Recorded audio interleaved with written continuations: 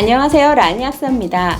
치료제도 마땅히 없는 바이러스가 우리 몸속에 들어왔을 때 이것을 이겨내는 힘은 결국 평소에 적금 붓듯이 쌓아놓은 우리 면역력에 달려있는데요.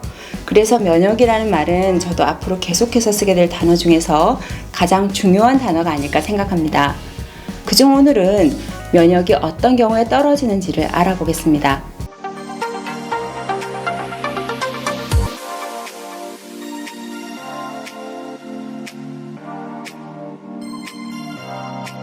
사람의 면역력은 체온과 밀접한 관련이 있습니다. 우리 몸은 병에 걸리면 스스로 체온을 올려서 신체를 보호하는데요. 이것에 대한 일본의 한 연구 결과에 따르면 우리 체온이 50년 전보다 1도 떨어졌다고 하고요. 기초 체온이 1도 떨어질 때마다 면역력은 30% 떨어지고, 그리고 1도 높아질 때마다 면역력이 5배가 올라간다는 자료가 있습니다. 물론 정확히 1도당 30%가 떨어지는지 5배가 오르는지 수치 자체는 검증이 더 필요해 보이지만, 어쨌든 체온이 떨어질 경우에 면역력이 약해지는 것만은 사실입니다. 따라서 기초 대사량을 높인다던가 혈액순환을 촉진시켜서 기초 체온을 높일 필요가 있다는 거죠. 면역력이 떨어지는 이유 두 번째는 짐작하시듯이 잘못된 식생활 습관과 운동 부족입니다. 일상생활 속에서 면역력이 길러지게 되는 건데요. 그 중에 식습관이 가장 중요한 면역력의 요인이 되죠. 특히 아이들의 경우에는 어릴 때 식습관이 커서까지 지속될 수 있기 때문에 어릴 때부터 바른 식습관을 들여주는 것이 좋겠죠. 천천히 오래 씹는 습관, 그리고 한꺼번에 많이 먹지 않는 습관, 인스턴트 푸드나 액상과당이 든 음료는 최소화하는 습관을 들여야 합니다. 양질의 단백질과 지방은 특히 우리나라 사람들의 식생활 패턴에서는 부족해지기 쉬운 영양소들이기 때문에 신경을 써서 섭취를 해줘야 합니다. 또 운동량이 부족하게 되면 기초 체력과 기초 대사량이 떨어지고요. 면역력이 약해집니다.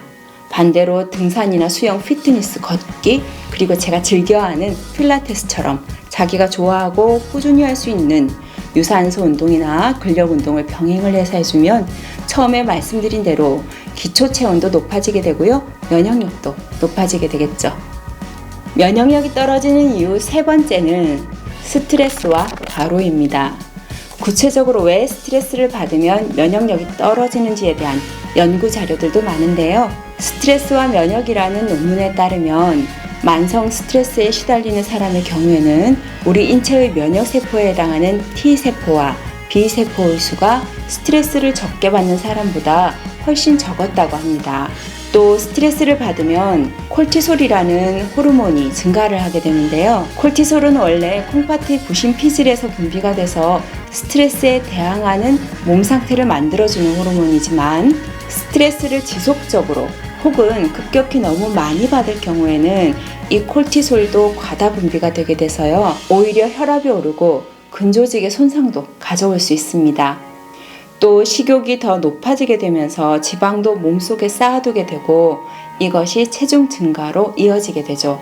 또 콜티솔이 과다 분비가 될 경우에는 불안, 초조 상태가 이어지게 될 수도 있고요. 불면증이 생길 수도 있습니다. 또 만성 피로나 만성 두통도 찾아올 수 있고요. 또한 과로를 하게 되면 체력이 떨어지면서 면역력도 함께 떨어지게 되겠죠. 우리 몸의 면역이 떨어지는 이유 세 가지 다시 한번 요약하자면요.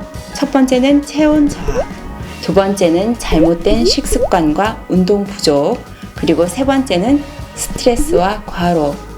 잘 알면서도 현대 도시 사회 생활 속에서 치열하게 살면서 제대로 지켜지는 것이 쉽지는 않은 것들이죠. 또 토양이나 바닷물의 오염도가 과거보다 훨씬 심하기 때문에 음식으로 양질의 영양분을 골고루 섭취하는 것도 상당히 어렵습니다. 오히려 몸에 해로운 음식들이 더 쉽게 몸속에 들어오죠.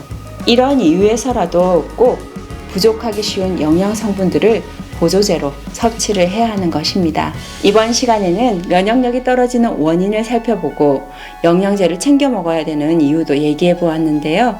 도움되셨다면 구독, 좋아요, 알람 설정 잊지 마시고요. 저는 또 유익하면서도 흥미롭고 알찬 내용으로 찾아오겠습니다.